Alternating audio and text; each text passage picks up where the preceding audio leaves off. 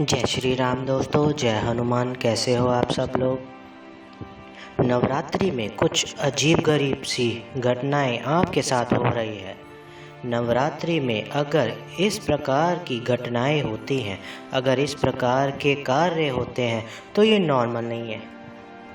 कभी आप सोच रहे हो ये नॉर्मल नहीं है आपके लिए, क्योंकि आपके परिवार के लिए नवरात्रि में कई भक्तों के साथ जब पिछली बार जब गुप्त नवरात्रि थी तो मेरे को फ़ोन आए और फ़ोन आकर भक्तों ने अपने अनुभव के बारे में मुझे शेयर किया।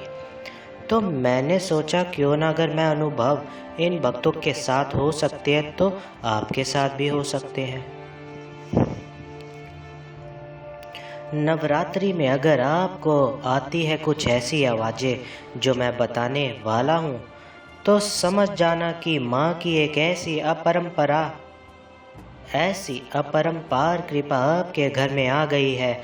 और वो कृपा का मैं बताऊंगा कि किस प्रकार से वो कृपा आपके घर में आई और आप उस कृपा को आप कैसे महसूस कर सकते हो।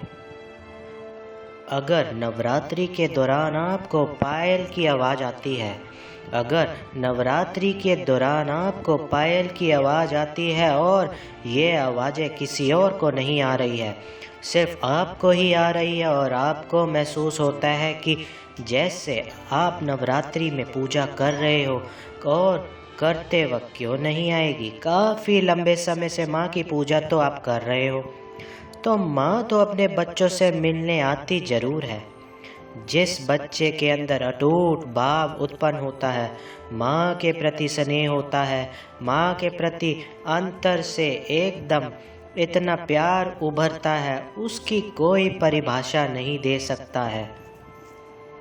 ना मैं दे सकता हूँ, ना कोई और दे सकता है, क्योंकि माँ इंटरनल वॉइस है, आंतरिक आवाज़ है आपके अंदर की। और जब माँ के प्रति आपकी भक्ति आप करते हो तो माँ अपने बच्चों को आशीर्वाद देने के लिए आती है। कैसे कैसे संकेत हो सकते हैं, जैसे कि पायल का बजना, ये कोई नॉर्मल संकेत नहीं है, ये कोई नॉर्मल संकेत नहीं है। माँ की शक्ति आपके घर में आ चुकी है। जब माना जाता है कि लगातार हम पूजा याचना करते हैं, ठीक है, देवी की, उनकी योगनियाँ, उनकी शक्तियाँ पहले ही आती है और पहले ही आती है और अपने उन बच्चों को, हाँ भी अब देखो कि आज अगर मान लीजिए आप माँ की योगिनी हो और आप माँ की यक्षिणी हो या माँ के आप योग कृपा हो और माँ आपकी माँ आ रही है, तो आप पहले व्यवस्था देखोगे, नहीं देखोगे जाके कि हाँ भी मेरी माता कैसे बैठेगी, किस प्रकार से मैं माँ को सिंहासन कैसे देंगे, क्या क्या सिस्टम है, तो भगत पहले आते हैं।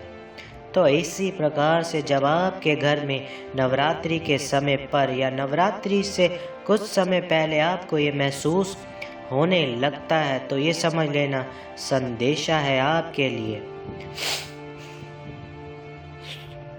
कुछ ऐसा भी होगा जब नवरात्रि के दौरान अजीबोगरीब खुशबू महसूस होती है, जैसे कि हलवा बन रहा है, जैसे कि सुगंध आ रही है चंदन की, जैसे कि ऐसा लगता है कि केवड़े की सुगंध आ रही है।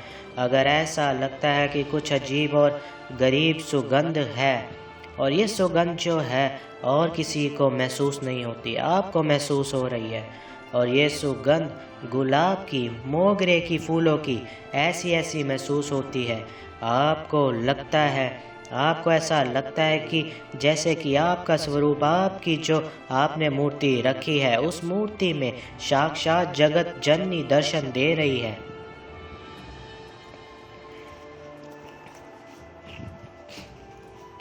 अगर आपको ये महसूस हो रहा है तो आप सच्चे हो, आपको झूठ ला नहीं सकते। ये वो व्यक्ति तो मान लेगा जिसके अंदर भी भक्ति, पूजा, पाठ भावना हो, लेकिन जिसके अंदर से आवाज़ और तार जुड़ी होती है देवी से, तो वो तो माने क्या, वो 100% ही मानता है कि माँ है। माँ के ही संकेत है। ठीक है, माता की भगत और भक्तों के जो ज्योति में, ऐसे खंड ज्योति में फूल बनता है, जो फूल एक अलग ही लेवल का होता है। और वह फूल, कई भक्तों ने तो ऐसा न मुझे बताया कि गुरुजी, हमारा जो फूल बनता है ना, वो 2-2 घंटे तक हिलता नहीं है। 2-2, 3-3 घंटे तक वो फूल ऐसे का ऐसा ही बिल्कुल स्टेबल हो जाता है और हिलता नहीं है। और अजीबो गरीब फूल बन रहा होता है। ये संकेत जो है हमारी पूजा को एक ऊर्जावान बनाती है, हमारी अंतर की भक्ति को जगाती है। अब इसी भक्ति को ठेस पहुँचाने के लिए कुछ ऐसे कारतूस आ जाते हैं जो कहते हैं कि आपको कि तू क्या भक्ति करता है, तू क्या भक्ति करती है, तेरी भक्ति तो बेकार है। क्या पता आपके पति के मुख पर आकर बोल दे, क्या पता आपकी पत्नी के मुख पे आके बोल दे, लेकिन जो अंतर से है उसे दिखावे की आवश्यकता नहीं पड़ती। ठीक है, प्रत्यक्ष को कभी प्रमाण नहीं देना पड़ता है। भक्ति कभी दिखावा कर ही नहीं सकती है। अब प्रेमानंद जी महाराज राधा रानी के प्रेम में इतने व्याकुल है, उनकी भक्ति का दिखावा दिखता है? कभी नहीं दिखेगा आपको। आप स्पष्ट तौर पर कहोगे कि इन जैसी आत्माएं है ही नहीं, क्योंकि भक्ति दिखावे से नहीं होती, भक्ति अंदर से उत्पन्न होती है। जब भक्ति अंदर से उत्पन्न होगी ना, तो माँ के प्रति जब प्रेम अंदर से उत्पन्न होगा ना, तो कई लोग ना व्रत भी रखते हैं, और वो कहते हैं कि व्रत नाम व्रता का, बाकी ढकोसला खाने का। अब तपस्या है किसके लिए? अपनी जगत जननी को प्राप्त करने के लिए, उन्हें प्रसन्न करने के लिए।